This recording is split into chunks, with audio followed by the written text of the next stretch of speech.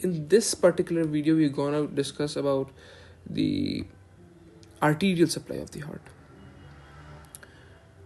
Now, before we start, I want to make some things clear. Or rather, I'm sure most of you know this, but the heart is composed of basically four chambers, as you all would know. The left ventricle, the right ventricle, the left atrium, the right atrium. But before we dive into today's topic, I would first like to discuss some basic concepts so that we know that we are on the same page before we start discussing the more intricate details of the arterial supply of the heart. So, as you all would know, that the heart has four chambers: the right atrium, the right ventricle, the left atrium, and the left ventricle. These are the four chambers of the heart. As you can see on the left, these have been graphically been labeled and been demonstrated. So these arrows which you can see denote the direction of the blood flow through the heart, because as you know, the heart is basically a pumping organ. And what is the heart made of? The heart is mainly made of muscles, and to be very specific, it is cardiac muscles. And cardiac muscles have a very unique structure, which we will discuss on in a later video. So what the thing is that cardiac muscles are pretty strong.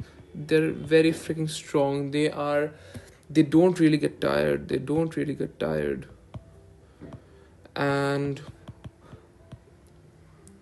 this can't be magic, right? These cardiac muscles, they start pumping blood as soon as or rather even like before birth or right at birth. So, and they continue at the same pace till the day you die. So there must be something special that is supporting this heart. Well, there is something special, which is exactly what we are going to discuss today, which is the coronary supply of the heart, or the arterial supply. Now, the arterial supply of the heart can be basically be branched off into two pathways. So the first being the right coronary artery. The right coronary artery being, as you can see in the left, the right coronary artery gives off four branches, and the left coronary artery gives off two big branches. So if we look at the picture on the right, I have gotten two images of the heart. And as labeled, the first one on the top is the anterior view of the heart, and the one at the bottom right corner is the posterior view of the heart. Now you need both these views to understand where these arteries run from where to where. So first things first, if you can see this thing, this is right coronary artery. It starts from the right coronary sinus. And now, what is a sinus? What are aortic sinuses? This is, as you can see, these both these arteries. This is the RCA. This is the LCA, or the right coronary artery, and the left coronary artery. Where do these originate from? These originate from the aorta. How does it originate from the aorta?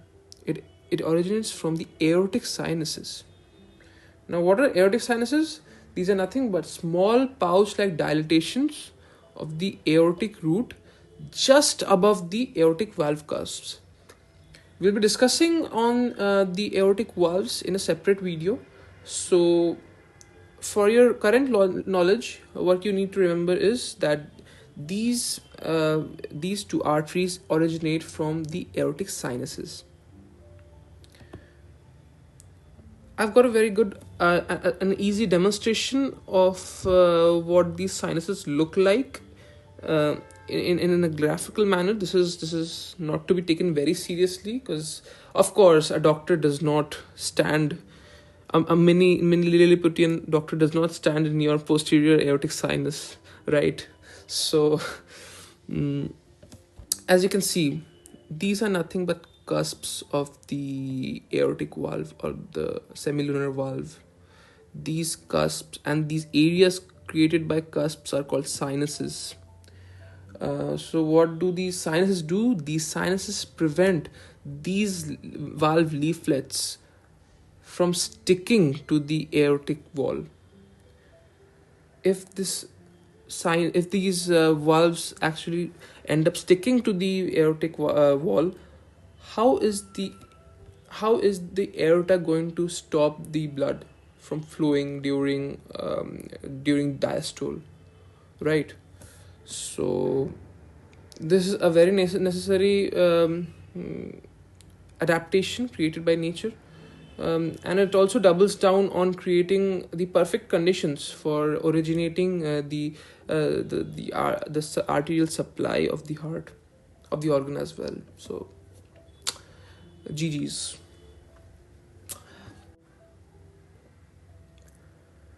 Now back to the main topic.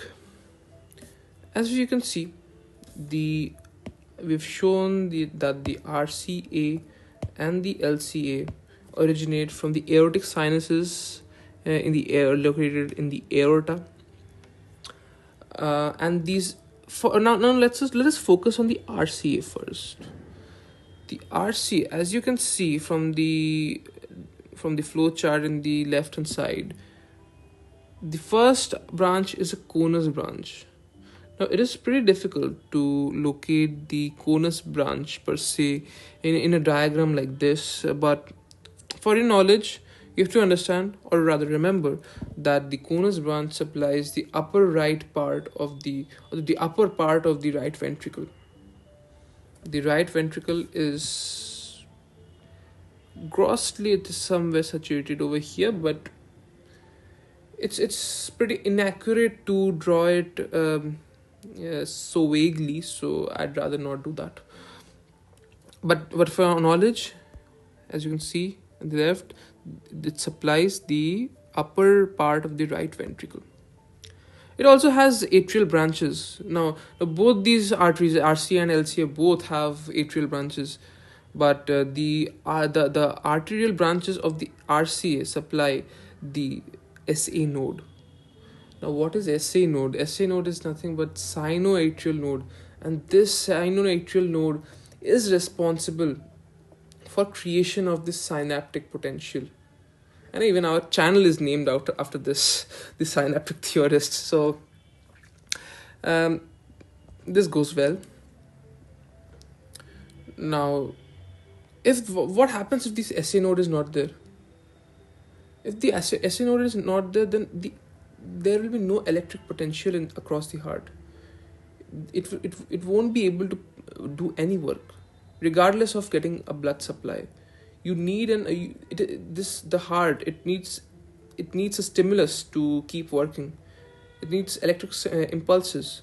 But without the sinoatrial node, this is not possible. Hence, in various patients, artificial pacemakers are installed, as you must have heard previously. Now, moving on, we can see that the RCA goes down like this, and it runs in the right atrioventricular groove, and it traces a path between the right atrium and the right ventricle. The right atrium is somewhere over here, right ventricle is somewhere over here, as already discussed. And as it travels along this groove, it branches off to the right atrium and the right ventricle. Now, one of the most prominent branches, as visible in this diagram, is the right marginal artery.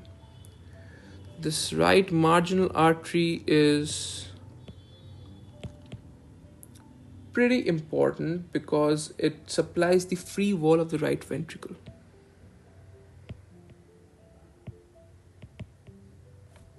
Pardon my beautiful handwriting, but let's work with this for now.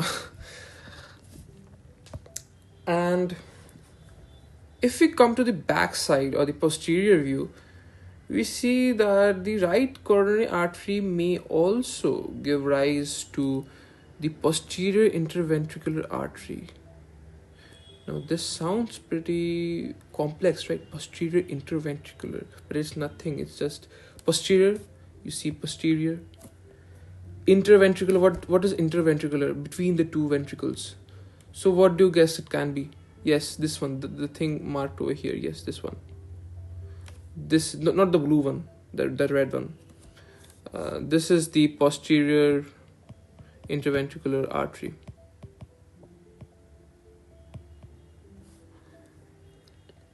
Now, what this thing does is there is a topic of coronary dominance pertaining to this thing. It is a controversial thing which I'm going to come in a few moments time. Not real controversial, but it's an interesting insight. So what happens is that the posterior interventricular artery can be contributed by either the left coronary artery or the right coronary artery. But in 90% of the cases, it has been seen that the right coronary artery gives off the posterior interventricular artery. And there is no pathological consequence if the left coronary artery gives this particular branch, but it's just something good to know. It's a variation. It's a minor variation seen in people, but for now let's keep it at that. Left coronary artery has two major branches: the left anterior descending artery, which I'll trace from here like this. What it does is it runs in the anterior interventricular groove towards the apex of the heart. The apex is basically this part, the bottommost, and the outward bulging most part of the heart is called the apex. And the left anterior descending artery, LAD, is very crucial pathologically because it is also called the widowmaker's artery, and it is called so because exactly what it sounds like. It makes women widows, but this is not This is not a funny thing because most of the patients who have a chance of an atherosclerotic plaque often their left coronary artery is the artery which is compromised. And if the left coronary artery is compromised, then it is gonna be very, very difficult for the patient to survive because the LAD artery actually supplies to the left ventricle, and the left ventricle is responsible for supplying the blood through the aorta to the entire body. So if something happens to the left ventricle, as you're gonna guess, the blood supply will be severely restricted to the body, and it's as good as dead. So the left anterior descending artery is a very crucial artery from a pathological standpoint. This artery supplies the anterior wall of the left ventricle, the apex, and most of the interventricular septum. And the second major branch is the left circumflex artery. The left circumflex artery is, if you can trace it from here, yeah.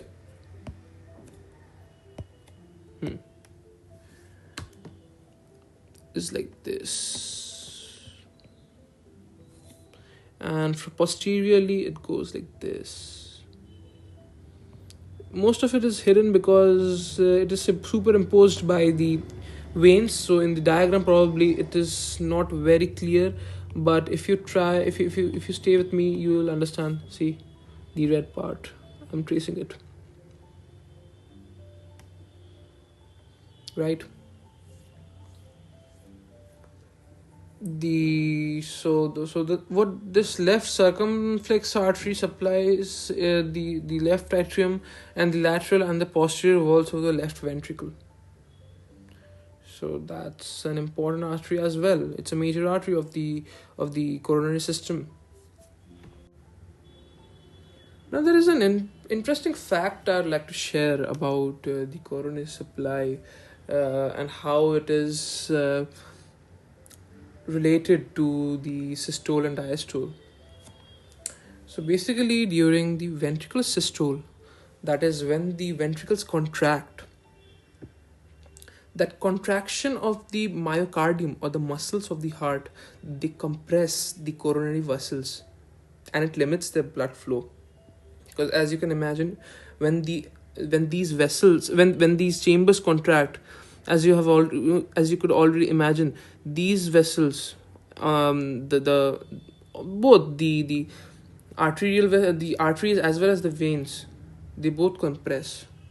So what happens is, most of the coronary perfusion occurs during diastole. Diastole is the time frame when the myocardium relaxes. Both the atria and the ventricle relax. So that is diastole. And what happens when they both relax? The vessels are no longer constricted, and now the blood can pass through them.